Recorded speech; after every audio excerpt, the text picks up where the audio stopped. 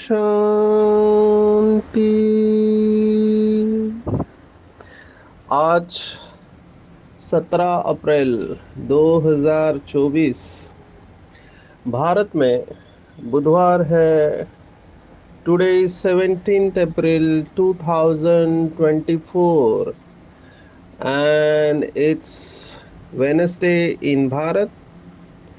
आज की मुरली का जादुई रहस्य स्वयं को प्रेरणा देने के लिए Magical secrets of today's Murli for motivating the self।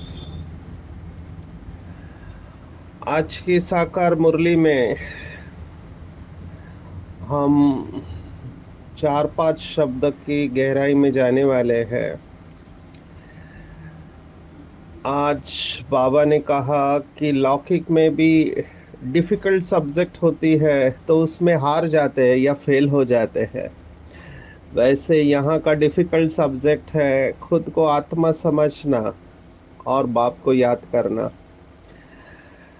तो याद के बारे में बाबा ने आज की पूरी सेंट्रल थीम निरंतर याद, इसके बारे में हम गहराई से देखेंगे कैसे हम ये प्राप्त कर सकते हैं।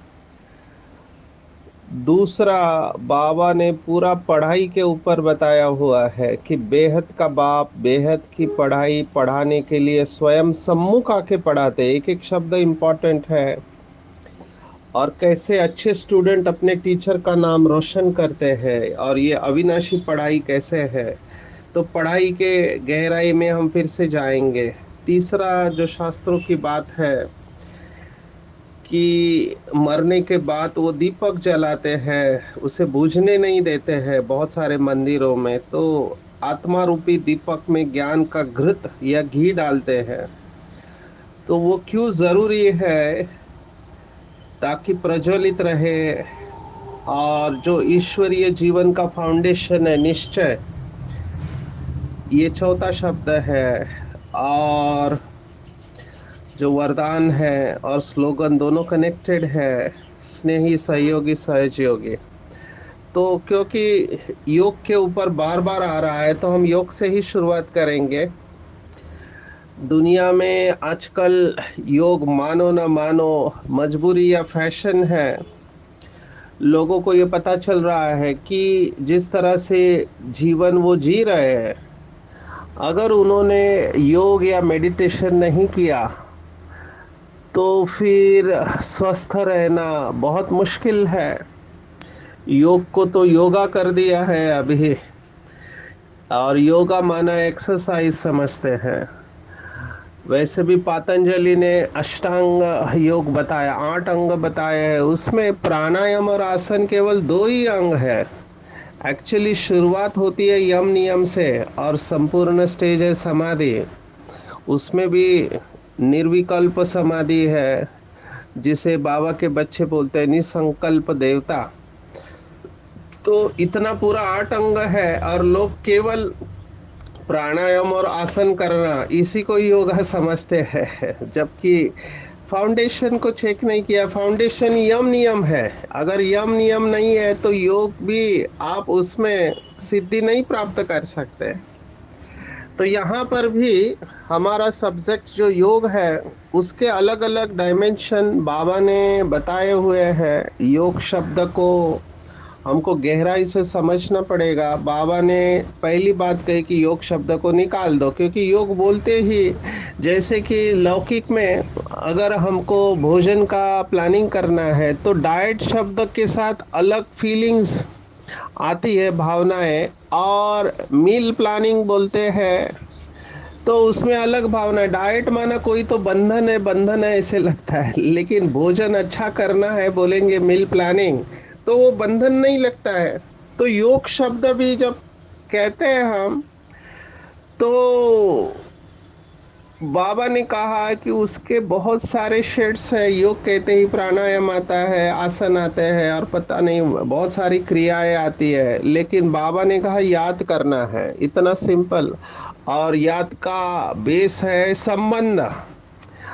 हमारी बहनें 7 डेज कोर्स में 4 बातें बताती है: स्नेह, संबंध, प्राप्ति और परिचय। इसके आधार पर याद होती है। अभी कितना फाउंडेशन है, ये फंडामेंटल है। स्नेह जहाँ होता है वहाँ अपने आप याद रहती है, याद करना नहीं पड़ता है। जैसे दादी जानकी को पूछा, तो दादी जानकी ने देखो कितना अच्छा कहा कि आप कहते हो याद नहीं रहती, मैं कहता हूँ बाबा को भूलना मुश्किल है। अभी जिससे प्यार होती है, प्राप्ति होती है, उसको भूल कैसे सकते हैं? और रिलेशनशिप को आप भूल कैसे सकते हैं? वो हमारा माता पिता, बंधु, स्वामी, सखा है, जिससे इतनी अविनाशी प्राप्ति होती है कि पूरे कल्प में हम हीरो एक्टर बनते हैं। तो ऐसे हाईएस्ट, ऊंचे ते ऊंचा शिव बाबा, जिसे कुछ नहीं चाहिए, जिसका पूरा प्यार अनकंडीशनल है, केवल देता है। अंग्रेजी में कहते हैं people gets and forgets and god gives and forgives.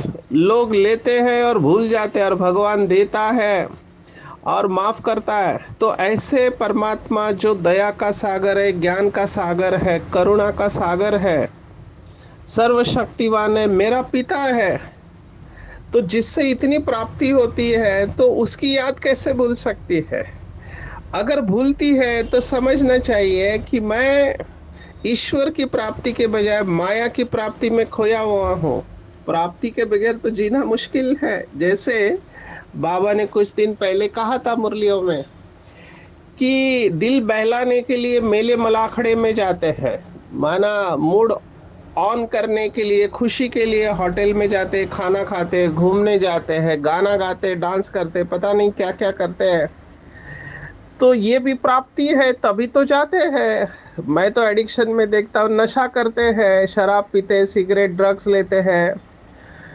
आजकल तो नया नशा है ये बिहेवियरल एडिक्शन हम बोलते हैं, बर्ताव का नशा, जिसमें मोबाइल, इंटरनेट है, बहुत सारी चीजें हैं। तो ये सब क्यों करना पड़ता है? क्योंकि जो ईश्वर का सुख है उसका अनुभव नहीं है। तो या तो ईश्वर का सुख है या माया का सुख है, तो प्राप्ति नहीं है। तो जहां प्राप्ति होती है वहां बुद्धि जाती है। बाबा ने एक मुरली में कहा था, बुद्धि के जाने के रास्ते कौन से हैं? या तो शरीर है अपना या दूसरों का, या शरीर के संबंधी है, देह, देह के संबंध, देह के पदार्थ है, और व्यक्ति वैभव है। तो ये 4 रास्ते हैं बुद्धि को। आपने चारों रास्ते बंद किया तो बाबा के पास ही जाएगा। तो चेक करना चाहिए कि मैं ईश्वर का सुख ले रही हूँ या माया का सुख ले रही हूँ। माया के सुख के बारे में भगवत गीता कहती है कि शुरुआत में अमृत समान लगता है, लेकिन लास्ट में जहर के समान लगता है। माना लास्ट में पश्चाताप होगा। भक्ति मार्ग की बात हमने देखी थी, सुनी थी, लेक्चर लेने के लिए ये बहुत काम में आएगी कि इस समय मनुष्य प के पीछे पड़ा है।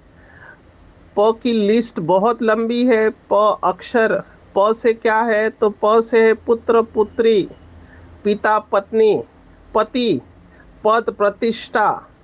ये सब प से है, जिसे बाबा 3 शब्दों में समराइज करता है, नाम, मान, शान। पर ये सब प से है। और ये पैसा है, प्रसिद्धि है, पद, प्रतिष्ठा, इसके लिए मनुष्य क्या करता है? प से पाप करता है, माना पाप से कमाई हुई है।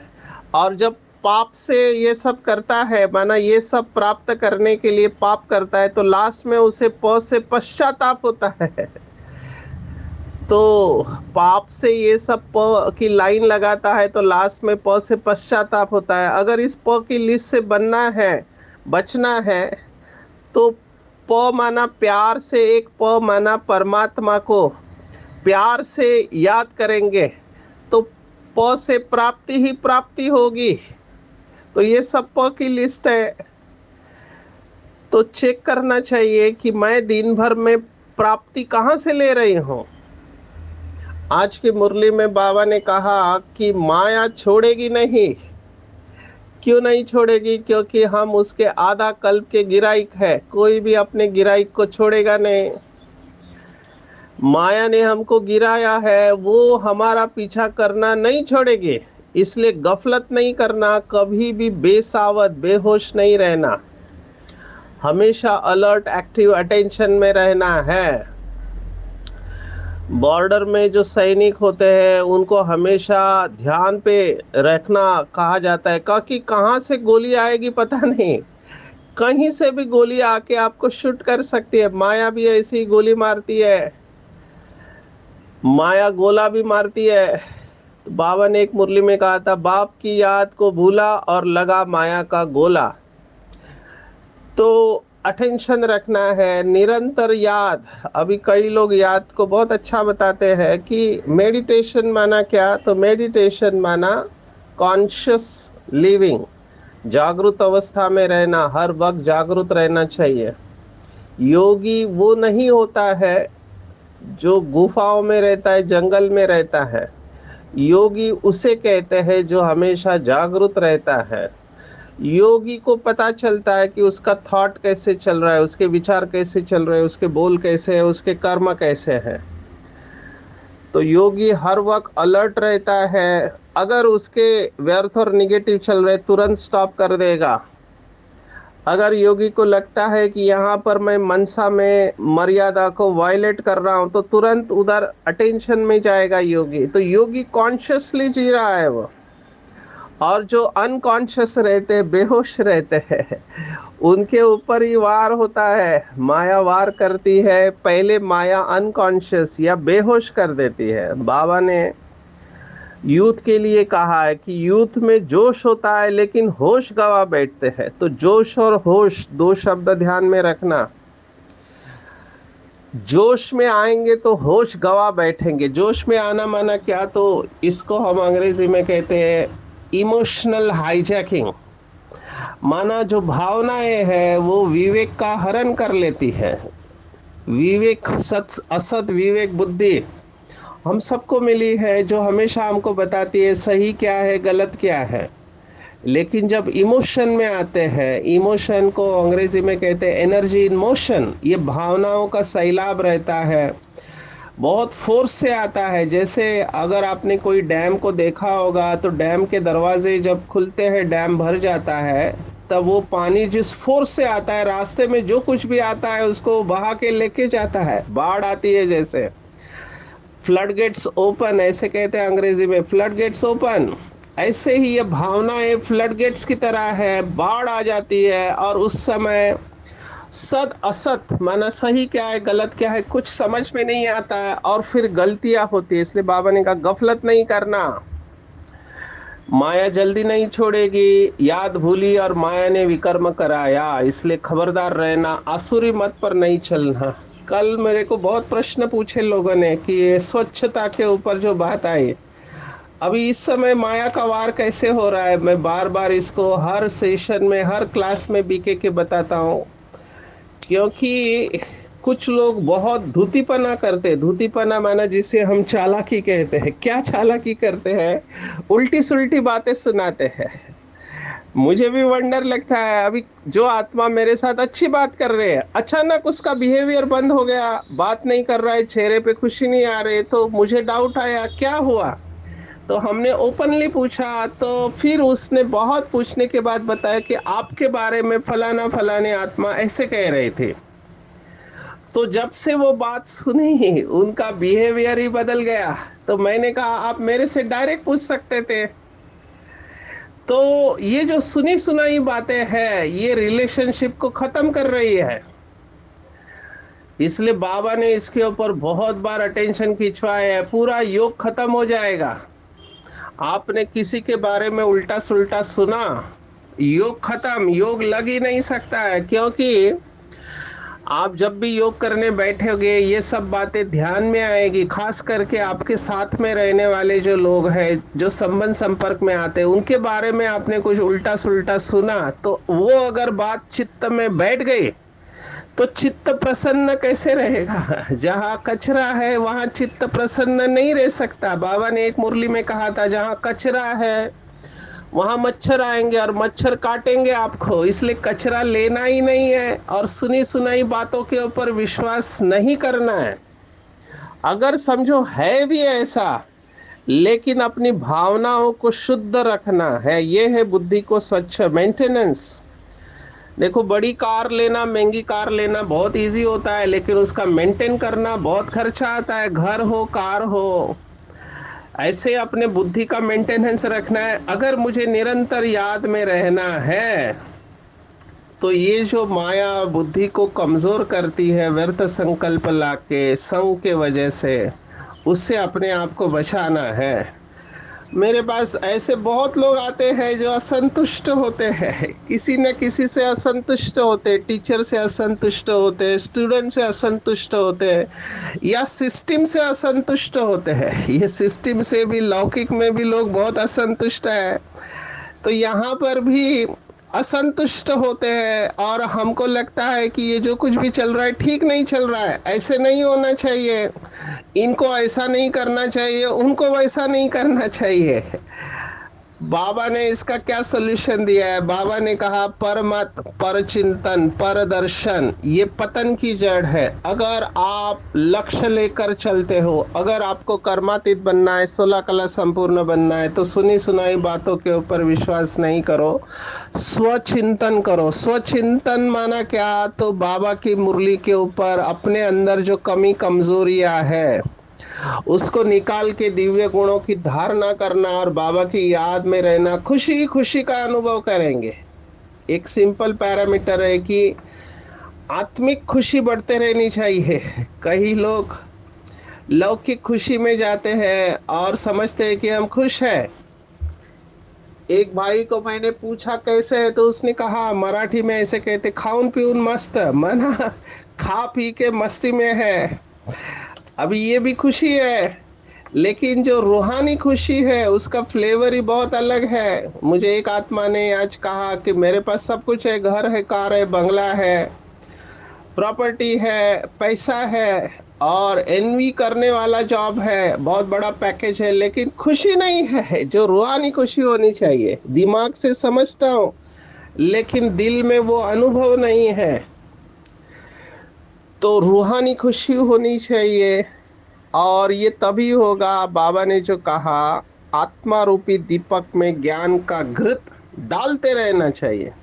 ये क्यों खुशी नहीं हो रही? खुशी नहीं हो रही मतलब इनडायरेक्टली वो आत्मा यही कह रही है कि मेरी जो आत्मा रूपी दीपक है वो प्रज्वलित नहीं है, ब्राइट नहीं है, डिम है, उसकी पावर कम हो गई है।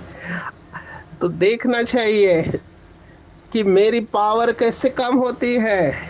फंडामेंटल बात एक ही है, व्यर्थ और निगेटिव से पावर खत्म हो जाती है। तो ये भी क्यों आता है? क्योंकि संशय, संशय आत्मा विनश्यति, न भूतो न भविष्यति, यहाँ पर भी नहीं, दूसरे लोक में भी सुख नहीं होगा। ऐसे लौकिक भगवत गीता का 4वां अध्याय कहता है, 4th चैप्टर 40th वर्स। तो संशय आत्मा विनश्यति, संशय किसके ऊपर आता है? खुद के ऊपर संशय आता है कि मेरा ड्रामा में पार्टी नहीं है, पता नहीं मेरा क्या पद होगा, मैं अपने संस्कार परिवर्तन कर पाऊंगा या नहीं कर पाऊंगा, वगैरह वगैरह। तो संशय खुद के ऊपर आता है, दूसरों के ऊपर भी आता है संशय। दूसरों के ऊपर कैसे संशय आता है कि ये क्या क्या करता है, इसको ये करना नहीं चाहिए, ये कौन सी आत्मा है, कैसे बाबा के घर में आई है, बाबा का बच्चा होके ऐसा काम करता है, नाम तो देखो कितना बड़ा है, बड़ी बड़ी बातें करते हैं, लेकिन काम कैसे है? ये है दूसरों के ऊपर संशय करना। ड्रामा के ऊपर भी संशय करते हैं कि पता नहीं कब होगा बाबा, विनाश विनाश कहते तो अभी 87 साल हो गए, अभी तक कुछ हुआ नहीं है, कितना खींचेगा, कोई भरोसा नहीं है। तो ड्रामा के ऊपर भी संशय आता है कि ड्रामा में इनजस्टिस है, कुछ लोग ही हमेशा आगे आते हैं। कई लोग ऐसे हैं जिन्होंने बहुत बड़ी गलतियां की है, लेकिन वही सेवा करते रहते हैं और बाबा कुछ नहीं बोलता है। ये है ड्रामा के ऊपर संशय और इनडायरेक्टली शिव बाबा के ऊपर संशय, क्योंकि शिव बाबा ने ही ये हमको पूरा ज्ञान दिया है ड्रामा का, आत्माओं का, चक्र का। तो इन सब का सॉल्यूशन है निश्चय। और ये बहुत टफ स्टेज होती है, कई बार परिस्थितियों को स्वीकार करना बहुत मुश्किल होता है। दूसरों के ऊपर परिस्थिति आती है तो हम अच्छा भाषण कर लेते हैं, लेकिन जब खुद के ऊपर परिस्थिति आती है तब वो अच्छाई कहाँ चली जाती है पता नहीं। तो निश्चय बाबा ने कहा चार फाउंडेशन है, कुर्सी के चार पैर, खुद में, ब्राह्मण परिवार में, ड्रामा में और शिव बाबा में, चारों ही बातों में निश्चय पक्का होना चाहिए। तभी हम स्टेबल रह पाएंगे, मन स्थिर रहेंगे, नहीं तो अस्थिर रहेंगे। अभी भक्ति मार्ग में तो लोग समझते हैं कि भगवान प्रेरणा से पढ़ा सकता है, उसको आने की जरूरत नहीं है, लेकिन बाबा के बच्चे भी कई बार ये सोचते हैं। मुझे किसी ने प्रश्न पूछा कि ये विनाश जो होगा उसको भी कोई प्रेरणा दे रहा है, तो कहते शंकर प्रेरणा दे रहा है। तो शंकर कौन है? वो भी तो प्रेरणा से काम कर सकते हैं, तो हम क्यों नहीं प्रेरणा से काम कर सकते? बाबा ने प्रेरणा शब्द इस्तेमाल नहीं किया है। बाबा का शब्द है मुरली का touching, touching power and catching power. अगर हमारी बुद्धि की लाइन क्लियर है, मतलब हमारे बुद्धि में व्यर्थ और निगेटिव का कचरा नहीं है, बुद्धि पारस है, स्वच्छ है, पवित्र है, और बाबा की याद में हम है, तो राइट टाइम पे राइट संकल्प हमको आएगा। जो मेरा एफर्मेशन है, मैं एक संकल्प बार बार अपने को याद दिलाता हूँ, पक्का कर दिया है कि I am always at the right place at right time doing right things in a right way. मैं हमेशा सही स्थान पर सही समय पर यथार्थ रूप से यथार्थ कर्म करता हूँ। So everything is perfect, everything is perfect in my consciousness. बाबा की याद, खुशी, डिपेंडेंसी नहीं, तो ये सब ऑटोमेटिक हो जाता है। तो निश्चय अगर पक्का है तो स्पॉन्टेनियस राइट एक्शन होगा, जिसको भगवत गीता कहती है योग कर्मसु कौशलम। माना योग वो जो कर्मों में कुशलता रहे, perfection in action is yoga. निरंतर याद की बात आई थी, तो सभी डायमेंशन में हम चेक करेंगे। आज की मुरली के ऊपर फोकस करेंगे निरंतर याद के साथ। बाबा ने दूसरा शब्द इस्तेमाल किया, सहज याद, सहज योग। ये कठिन योग नहीं है, बाबा कहता है सहज है। अगर ये सहज है तो कठिन क्यों लग रहा है? कठिन तभी लगता है जब हम श्रीमत के विपरीत जाते हैं। बाबा ने जो 3 सर्टिफिकेट दिए थे उसमें मन पसंद का सर्टिफिकेट तभी मिलेगा जब हम श्रीमत की लकीर के अंदर रहते हैं। अगर मन वचन कर्म से कभी भी हम श्रीमत की लकीर को क्रॉस करते हैं तो मन पसंद नहीं हो सकते हैं, मन खाता रहेगा। तो मन पसंद, प्रभु पसंद, लोक पसंद बनने के लिए बाबा ने सॉल्यूशन दिया है। मन पसंद बनना है तो श्रीमत की लकीर के अंदर रहो। लोग पसंद बनना है तो रिगार्ड दो, और रिगार्ड दो अनकंडीशनल। उस आत्मा ने कुछ भी किया है, होता क्या है, किसी ने आपके ऊपर जो भी किया है, जो नहीं करना चाहिए किया है, आपका अपमान किया है, बदनामी की है, तो उस आत्मा के ऊपर गुस्सा आता है। अभी ऐसे आत्मा को रेस्पेक्टफुली देखना, बोलना, ये बहुत कठिन होता है, लेकिन बाबा कह रहा है यही तो श्रीमत है, अपकारी के ऊपर उपकार करना। हमको भी बाप समान बनना है तो अपकारी के ऊपर उपकार करना है, पर यही पुरुषार्थ है। रिगार्ड दो, रिगार्ड लो, तो आप लोग पसंद बन जाएंगे। जो हमारे साथ अच्छे चलते हैं उनके साथ अच्छा चलना बहुत इजी है, जो अच्छे नहीं चल रहे हैं उनके साथ आप अच्छा चलो, तब आपकी कमाल है। क्योंकि एज पर योग शास्त्र योगी का कोई दुश्मन नहीं होता है, योगी का कोई भी दुश्मन नहीं होता है। जैसे मार्केटिंग में कहते हैं everything is an opportunity, it's how you look at it. Marketing की फेमस स्टोरी आपको सुनाते हैं कि जूते बेचने वालों को अफ्रीका में भेजा कंपनी ने, 2 लोगों को भेजा। तो एक ने कहा सर वहाँ कोई बिजनेस नहीं है क्योंकि वहाँ कोई भी जूता ही नहीं पहनता है, और दूसरे ने कहा सर वहाँ 100% बिजनेस है, बहुत बड़ा बिजनेस है, क्योंकि वहाँ कोई जूता ही नहीं पहनता है। दोनों ने एक ही बात थी लेकिन देखा अलग अलग तरीके से। तो एवरीथिंग इज एन अपॉर्चुनिटी, ये मार्केटिंग का स्लोगन है। हर परिस्थिति, हर व्यक्ति आपको संपूर्णता की ओर लेके जा रहा है। इसी को कहते हैं ड्रामा संपूर्ण रूप से स्वीकार है मुझे। मेरी कोई कंप्लेंट नहीं है किसी से, मैं शिकायत नहीं करता हूँ, शुक्रिया करता हूँ। ये जो सिख धर्म का स्लोगन है, वाह वाह, हर बात में वाह वाह है, क्योंकि हर बात मुझे आगे लेके जा रही है। ये कॉन्शियसनेस, ये चेतना रखना है। बाबा सम्मुख आके पढ़ाते, प्रेरणा से नहीं पढ़ाते। एक फॉरेनर ने प्रश्न पूछा कि भगवान अगर सर्व शक्तियों के साथ नीचे आ जाए तो जिस शरीर में प्रवेश करे तो उस शरीर के टुकड़े टुकड़े हो जाएंगे, इतनी उसके पास शक्ति है। अभी ये फीलिंग, भावना कहाँ से आई? क्योंकि सूर्य कोटि समप्रभ, इतनी उसमें शक्ति है। बाबा ने इसका जवाब एक अव्यक्त मुरली में दिया कि भगवान जब धरती पर आता है तो अपनी सर्व शक्तियों को सिमट कर आता है। तो बाबा सम्मुख पढ़ाते हैं, ना परम धाम से पढ़ाते हैं, प्रेरणा नहीं देते। बाबा ने और एक कटाक्ष आज दिया है कि नेहरू जयंती बहुत लव से मनाएंगे, आंसू बहाएंगे, लेकिन शिव जयंती पर नहीं आंसू बहाते हैं। बाबा चाहता है कि मेरे बच्चे मुझे बहुत प्यार से याद करे। अभी ये देहदारी है। नेहरू एक सिंबल है, उस वक्त नेहरू बहुत फेमस थे, लेकिन आज आप कोई भी देखो अति में जा रहा है। कोई भी महान पुरुष जिसने अच्छा काम किया है उसकी जयंती बहुत धूमधाम से मनाते हैं। महापुरुष है, हर एक राज्य में होके गए हैं, हर एक देश में होके गए हैं। बाबा कहता है सबसे बड़ा तो शिव जयंती है, क्योंकि वो आपको पूरे कल्प में हीरो बनाते हैं। हीरो जैसा पार्ट आपको देते हैं तो उसकी जयंती बहुत धूमधाम से मनानी चाहिए। ये झूठी काया, झूठी माया पुरानी दुनिया में बहुत थोड़े जो मानते हैं कि कलयुग है। कई लोग इस समय समझते हैं कि हम अभी स्वर्ग में हैं क्योंकि उनके पास बहुत धन है। लेकिन बाबा कहता है ये झूठी काया, झूठी माया, झूठा सब संसार है। अपने को ही चमाट मारते हैं, क्योंकि नाम लिखते हैं शिव शंकर, राधा कृष्ण, लक्ष्मी नारायण।